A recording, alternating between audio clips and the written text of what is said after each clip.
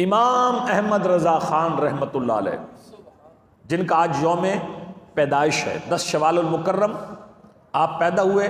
حضرت امام احمد رضا خان نے 14 جون 1856 انڈیا کے شہر بریلی میں۔ اور امام احمد رضا وہ ہیں جنہوں نے لکھا مصطفیٰ جان رحمت پہ لاکھوں سلام، شمع بزم ہدایت پہ لاکھوں سلام۔ امام احمد رضا نے لکھا ان کی مہک نے دل کے غنچے کھلا دیے ہیں، جس راہ چل دیے ہیں کوچے بسا دیے ہیں۔ امام احمد رضا خان نے اپنے آقا کی شان میں لکھا سب سے اولا و اعلیٰ ہمارا نبی۔ امام احمد رضا خان نے اپنے آقا کی شان میں لکھا زمین و زمان تمہارے لیے، مکین و مکان ہم آئے یہاں تمہارے لیے، اٹھے بھی وہاں تمہارے لیے۔ امام احمد رضا خان وہ ہیں جنہوں نے عرض کی یا رسول اللہ چمک تجھ سے پاتے ہیں سب پانے والے، میرا دل بھی چمکا دے چمکانے والے۔ امام احمد رضا خان کے علم کی ایک چھوٹی سی جھلک کسی نے کہا، حضرت امیر خسرو رحمت اللہ علیہ، انہوں نے 3 زبانوں میں نعت لکھی تھی، 3 زبانوں میں نعت لکھی تھی۔ آپ 4 زبانوں میں نعت لکھیے، زبان لینگویج وہ بھی مینشن کی، اور فرمائش بھی نعت کی نعت لکھنی ہے، بارگاہ رسالت کے آداب کو بھی سامنے رکھنا ہے، زبانیں بھی 4 ہوں۔ یہ امام احمد رضا خان تھے۔ یہ انسان کی خصوصیت نہیں ہوتی، رب رسول کی عطا ہوتی، فضل و احسان ہوتا ہے۔ اغناہم اللہ و رسولہ من فضلہ، اللہ اور اس کا رسول غنی کر دیتے ہیں۔ قرآن فرماتا ہے من فضلہ، اپنے فضل سے، یہ عطا ہوتی ہے، یہ صلاحیت تو بس نگاہوں سے آ جاتی ہے۔ تو عاشقان رسول سنیں اور ایمان تازہ کریں۔ جب انہوں نے عرض کی حضور آپ نعت لکھیں، عربی ہو، اس میں ہندی ہو، فارسی ہو اور اردو ہو، عربی، فارسی، ہندی، اللہ اکبر، اردو۔ امام احمد رضا نے قلم اٹھایا اور نبی پاک کی نعت لکھی، لم یاتی نذیرک فی نظر مثلے تو نہ شد پیدا جانا، جگ راج کو تاج تورے سرسو ہے تجھ کو شہید و سرا جانا، البحر علا والموج طغا من بے کس و طوفاں ہوش ربا، من دھار میں ہوں بگڑی ہے ہوا موری نیا پار لگا جانا، انا فی عطشوں وسخاک اتم، اے گیسو پاک اے ابر کرم، برسن ہارے رم جھم 2 بوند ادھر بھی گرا جانا۔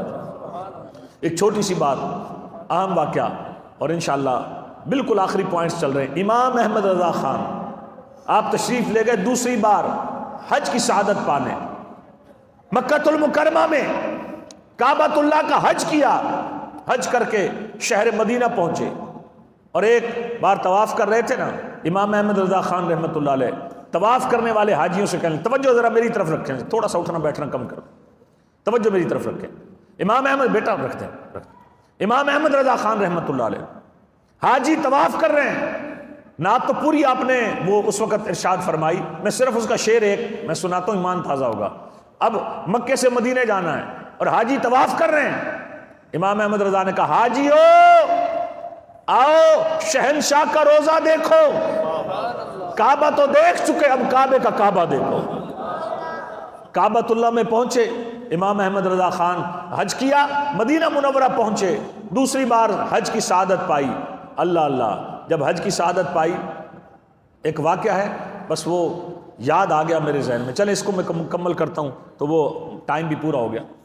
دوسری بار پہنچے روضہ رسول پر، آپ خود تو کہتے تھے یا رسول اللہ آپ کا جود و کرم، آپ کی عطا، آپ کا کریمانہ جو وصف ہے وہ ایسا ہے کہ واہ کیا جود و کرم ہے شہ بطحا تیرا، نہیں سنتا ہی نہیں مانگنے والا تیرا۔ 130 احادیث، 130 بخاری سے لے کر تمام اس کے علاوہ سیاستہ کی کتابوں میں 130 احادیث حضور صلی اللہ علیہ وسلم کے مختار کل ہونے پہ ہیں، اختیارات مصطفیٰ پہ 130 احادیث۔ امام احمد رضا پہنچے روضہ رسول پر اور دل میں تمنا لیے کہ یا رسول اللہ خواب میں تو آپ نے اپنا جلوہ دکھایا، میں تو جاگتے ہوئے آپ کا دیدار کرنا چاہتا ہوں، جاگتے ہوئے آپ صلی اللہ علیہ وسلم کا دیدار کرنا چاہتا ہوں۔ قربان جائیں میرے آقا صلی اللہ علیہ وسلم کی بارگاہ میں ساری رات جالیوں کے سامنے درود و سلام پڑھتے رہے۔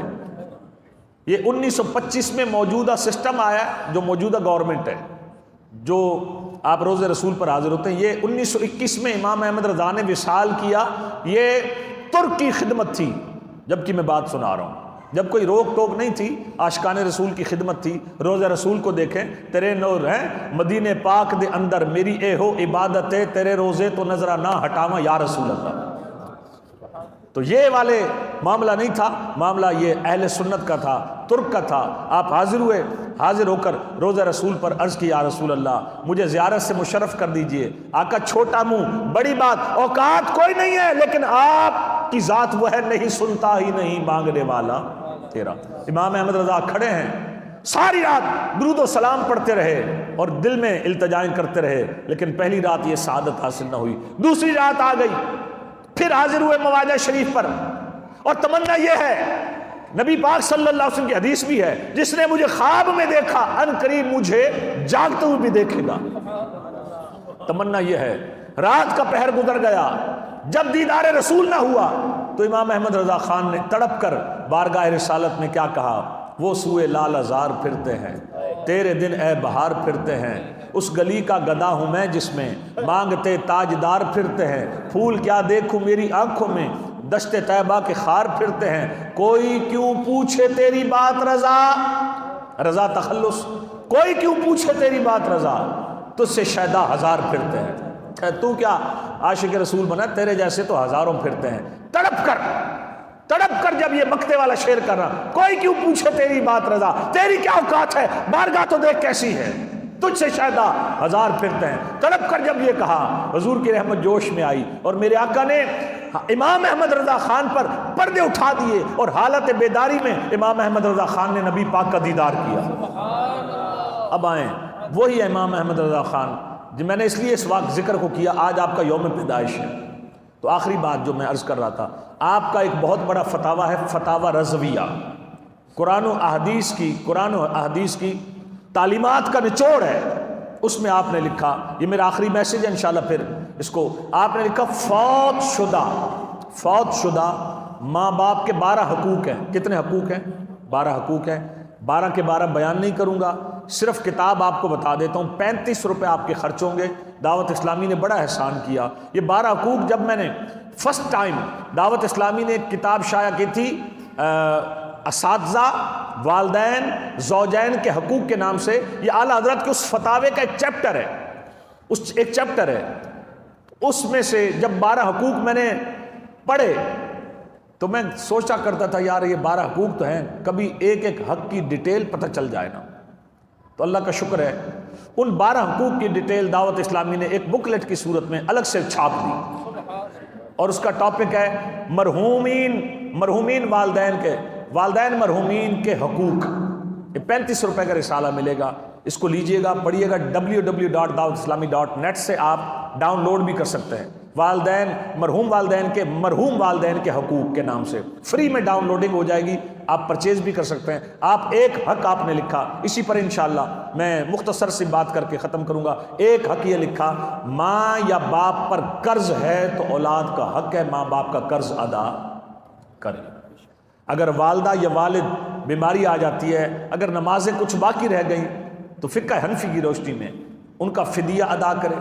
تیسری بات وہ یہ بڑی اہم بات ہے، ماں اور باپ کا حق ہے کہ ماں کے نانکا کی طرف، باپ کے دادکا کی طرف، ماں کے نانکا کی طرف، باپ کے دادکا کی طرف رشتہ داری جوڑے رکھے۔ خالائیں، ماں کی نانکا خاندان، وہاں سٹیٹس مال و دولت نہیں بنانی کہ دولت والے رشتہ داروں کو سلام ہے اور غریب ماں کا سگا بھائی ہے، اور ماں کے جو بھانجے ہیں نا، بھانجے یعنی اس کے بھائی کے بیٹے بھتیجے یا بھانجے، اب ذہن ایک دم ڈگمگا گیا، تو جو ماں کے بھائی کے بیٹے ہیں، اللہ اکبر، ان کا بھی لحاظ رکھے۔ تو نان کا خاندان سے اس لیے صلہ رحمی کرے کہ یہ میری ماں کا نان کا ہے، اس چکر میں نہ رہے کہ جو ہم سے اچھا مجھ سے اچھے، اس نسبت کو دیکھے کہ یہ اچھا کرے نہ کرے، ہیں کون؟ میری ماں کا نان کا خاندان۔ اور داد کا خاندان کے ساتھ صلہ رحمی رکھے کہ داد کا خاندان سے صلہ رحمی رکھے، یہ ماں باپ کا حق ہے، یہ وہ ہستیاں ہیں۔